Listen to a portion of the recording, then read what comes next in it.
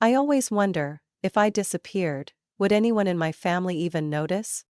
Ever since I was little, I knew I wasn't the child my parents had hoped for, let alone their pride and joy. They already had the perfect daughter, Sophia, my older sister by 3 years, beautiful, charming, and worshipped by our parents. And me? I was just a faint shadow beside her, an existence they tolerated simply because they had no other choice. My name is Violet. I'm 22 years old, a junior at a small art school in California. If there's one place in the world where I feel like I belong, it's in the paintings I create, the colors I choose, and the lines I carve onto paper. But my home? It was never like that.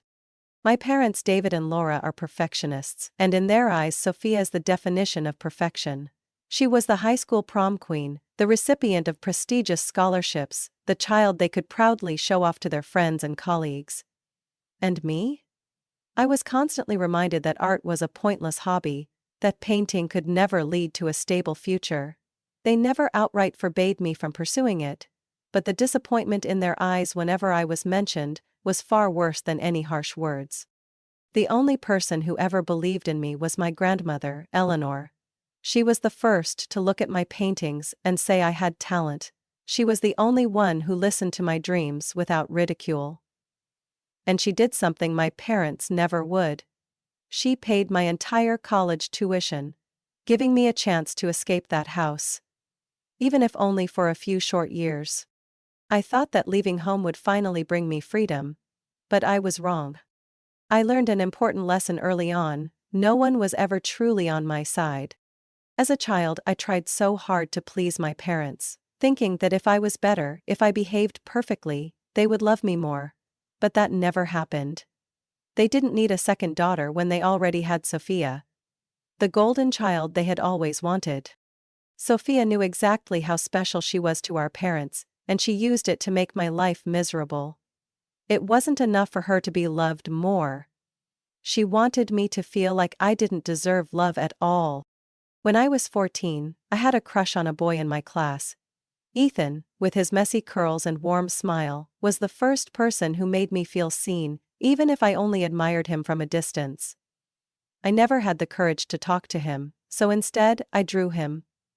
Dozens of portraits, each capturing a moment I imagined him smiling at me. I kept those drawings locked away in a drawer, thinking they were my little secret. But Sophia always knew how to find my weaknesses. One Monday morning as I walked into school, I saw a crowd gathered around the bulletin board, and right in the center were my drawings.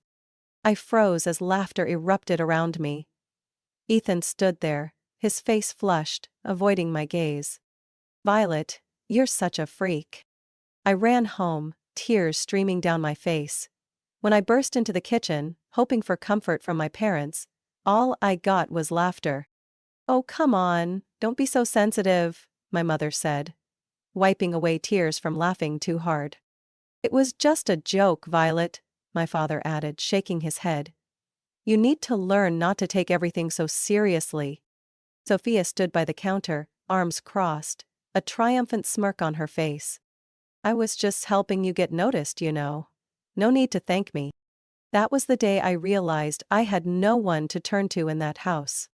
So when I received my acceptance letter to art school, I knew this wasn't just a chance to follow my dreams. It was my one-way ticket out. Grandma Eleanor was the only person in the world who believed in me. When I got my acceptance letter, my parents just sighed, exchanging glances as if I had made some foolish mistake. "An art degree? And what exactly do you plan to do with that? No one makes money just by painting, Violet," my mother said, shaking her head.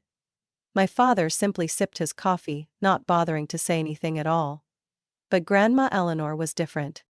"You have talent, Violet, don't let anyone tell you otherwise."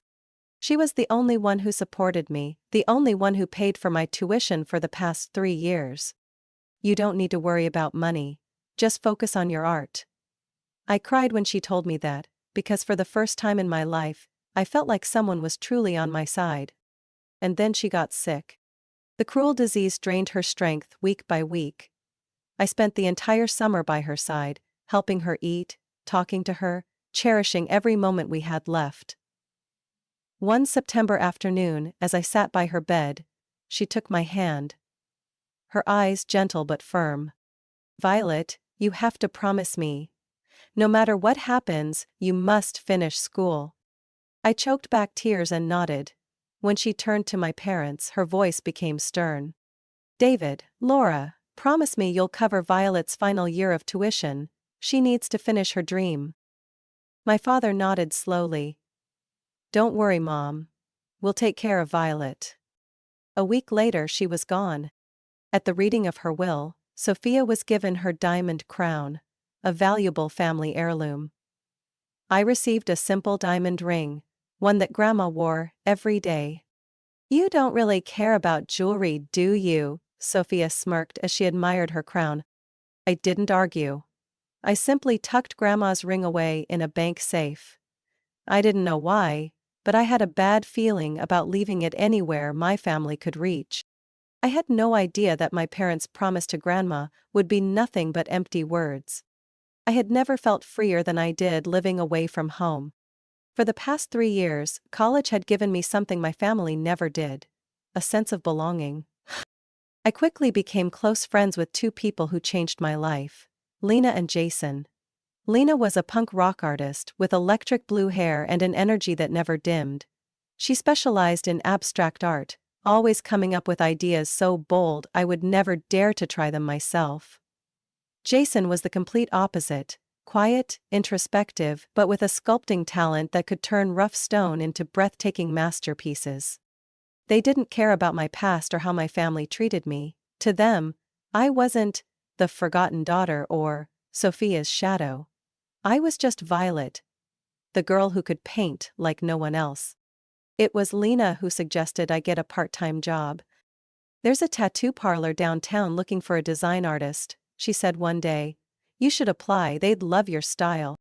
At first I hesitated. If my family found out I was working at a tattoo shop, they'd lose their minds. But then I reminded myself, why did I still care what they thought? I took my sketchbook and walked into the shop. The owner, a tattooed man named Mick, flipped through a few pages and nodded. "You've got an eye for art, Violet. Welcome to the team." From that moment on, I started earning my own money, no longer relying on my parents. It wasn't much, but it gave me something I had never had before: control over my own life. I never told my family about the job, nor did I tell them about the small art competitions I won. I knew they wouldn't care. But I no longer needed their approval. I was building my own life, one they could no longer control. I had never looked forward to going home for summer breaks, but this time, I felt more out of place than ever. The moment I stepped inside, I realized I had walked into a world where I didn't belong. The living room was filled with laughter, shimmering dresses, and elegantly wrapped gift boxes. At the center of it all stood Sophia, glowing in a pristine white dress, a wedding magazine in her hands. "Oh, Violet," my mother was the first to notice me. "You're home earlier than we expected." I blinked, a strange feeling rising in my chest. "What's going on?" I asked, my eyes scanning the scattered wedding invitations on the table. Sophia turned to me, her smile triumphant. "You don't know? I'm getting married." I froze. Married? When? And why hadn't anyone told me? "Who's the groom?" I forced my voice to stay steady. Sophia pulled a man to her side. "This is Nathan. He's a lawyer at a big firm in New York." "Perfect, isn't he?" Nathan politely extended a hand for a handshake, but I was too stunned to respond. My father clapped Nathan on the shoulder, pride in his voice. "Not only is he successful, but he comes from a well-off family, a perfect match." Of course.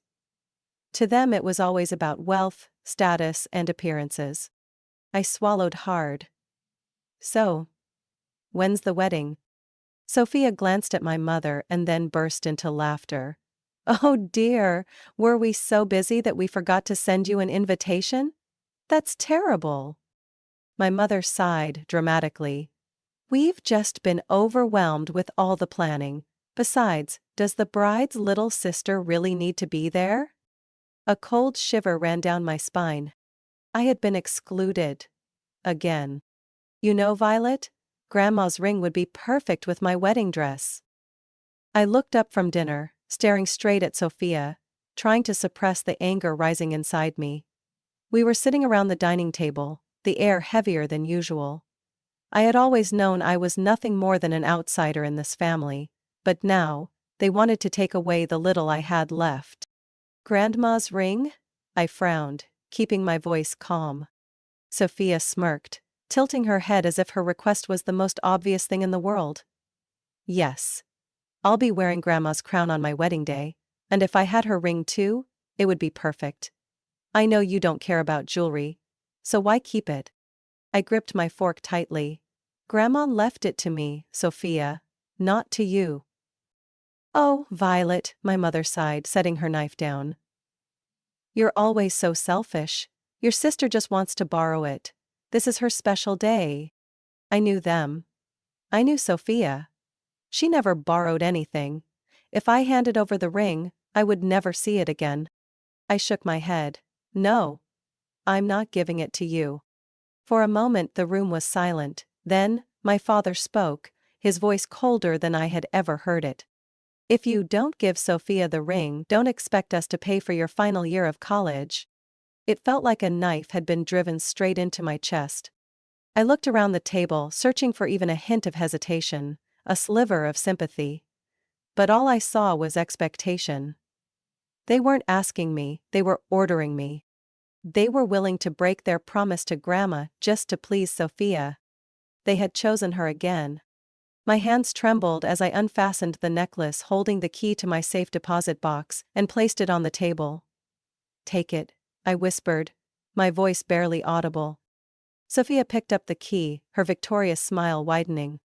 I knew then, I had lost. I knew I couldn't stay in that house any longer. After the night I was forced to hand over Grandma's ring to Sophia, I felt like whatever little value I had in my family's eyes had completely vanished. I wasn't their daughter. I was just an unwanted obstacle. The next morning I packed my bags and wheeled my suitcase to the door. My mother glanced at me, raising an eyebrow. Where are you going? I kept my voice even. To visit Lena. We have some art projects to work on together. I'll be back before the wedding. She nodded absent-mindedly, uninterested. I knew she didn't really care whether I stayed or left, as long as I didn't cause any trouble. Lena welcomed me with open arms. You have the best timing, Violet, she joked as I stepped into her small but cozy apartment. I had a wonderful week there.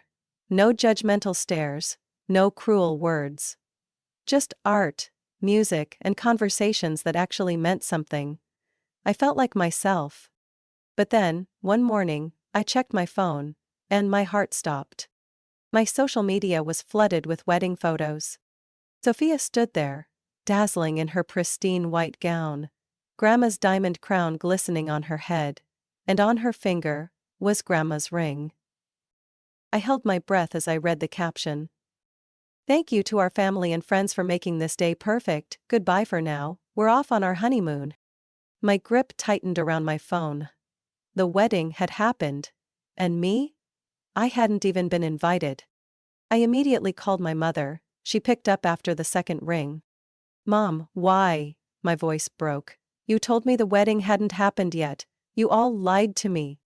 My mother sighed. Violet, Sophia didn't want you there. She said you'd ruin her big day. And we thought it was best not to tell you.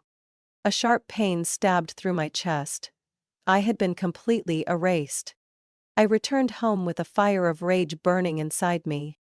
I didn't care that they had excluded me from the wedding. I didn't care that they had never truly considered me part of the family. But what about their promise to Grandma? What about my tuition for my final year? When I stepped into the house, my parents and Sophia were sitting in the living room, engaged in an animated discussion. None of them noticed me until I spoke, my voice shaking with fury. Mom, Dad, we need to talk.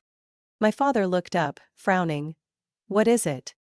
I clenched my fists, trying to stay calm. My tuition for my final year. You both promised Grandma you'd cover it. I need the money for this semester. My mother and father exchanged glances, as if they had already rehearsed their response. My mother took a slow sip of her tea before speaking softly. "Violet, that won't be possible." I froze. "Won't be possible? What do you mean?" My father sighed, as if this conversation was nothing more than an inconvenience. "We use that money as a down payment for Sophia and Nathan's new apartment. They need a stable place to live now that they're married. You can still take out student loans, can't you?" I felt my blood boiling. "What?" I shouted. "You took the money that was supposed to be mine and used it to buy Sophia a house?" Sophia leaned back in her chair, shrugging casually. "Violet, don't be so dramatic. I'm married now. I need it more than you do. You can always take a gap year and get a job. It's not a big deal." A year? A year to do what? To be left behind, completely forgotten? I didn't think. I lunged at Sophia, grabbing her by the shoulders. "You've taken everything from me. You have it all. Why do you still need to steal my dreams?" Sophia screamed, shoving me away, but I didn't let go.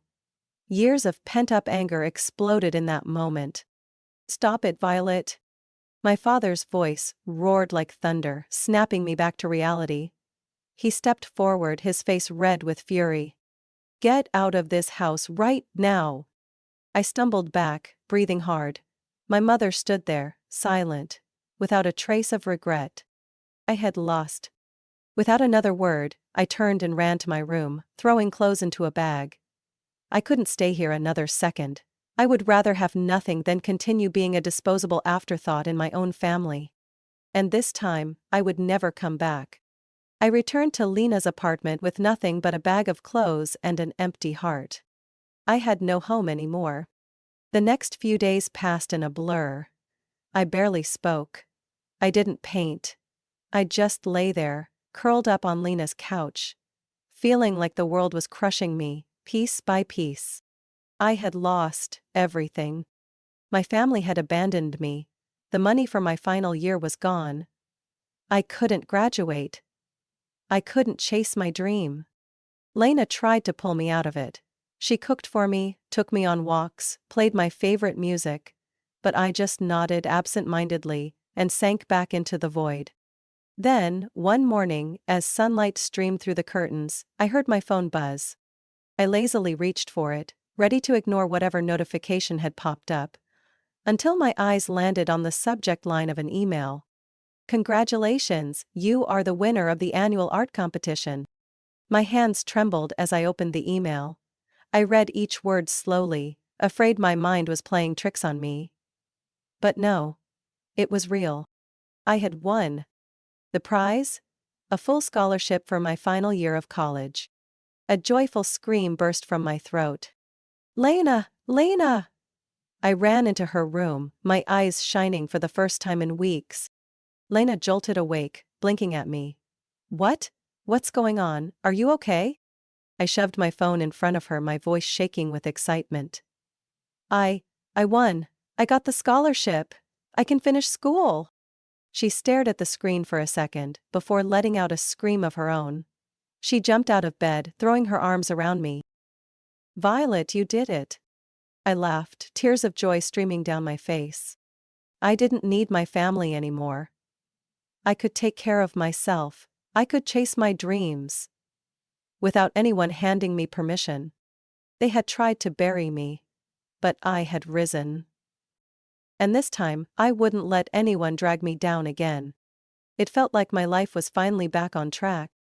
I had my scholarship, I could finish school without taking a single cent from my family. I thought I could finally leave the past behind me. But then, another truth surfaced. One that pulled me right back into the chaos of Sophia's world. One evening after work at the tattoo shop, I stopped by a cafe near campus to meet Jason. He worked part-time at a pawn shop and always had the wildest stories about the strange items people brought in. This time though, his voice was different, lower, heavier.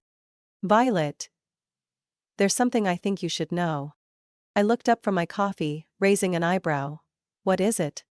Jason glanced around the cafe, as if checking for eavesdroppers. "Do you remember your grandmother's ring?" My body went stiff. Of course, why are you asking? Jason sighed, pulled out his phone, opened a photo and slid it toward me. My heart nearly stopped. It was Grandma's ring. And the diamond crown Sophia had worn at her wedding. Jason nodded, his voice serious.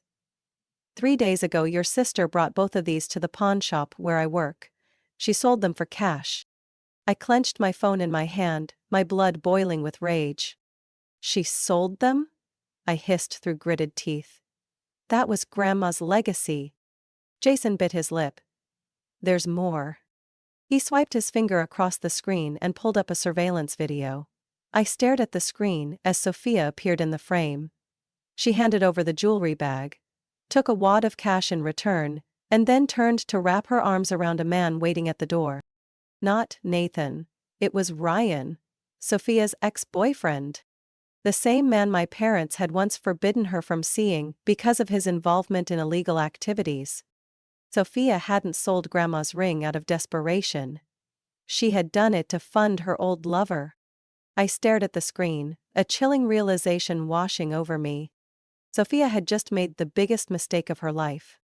I had sworn I would never go back. I had my scholarship, my own life, and no reason to care about Sophia, my parents, or anyone in that family anymore.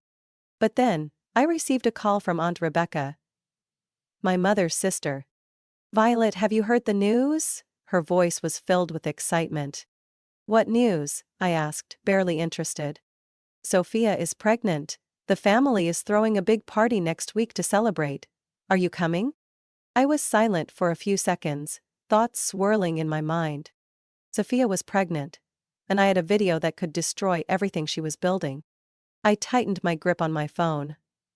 Of course, Aunt Rebecca. I wouldn't miss it. That evening I stood in front of my parents' house, taking a deep breath before stepping inside. The house was filled with laughter, the clinking of glasses, and congratulatory cheers echoing through the air. Sophia stood at the center of the room, one hand resting on her stomach, glowing with happiness. Beside her was Nathan, her legal husband, and his family, all beaming with joy. I walked in and the room fell silent. My mother's face paled when she saw me. Violet, what are you doing here? I smiled, my voice calm. Mom? I came to congratulate Sophia, but before the party continues, there's something everyone needs to see.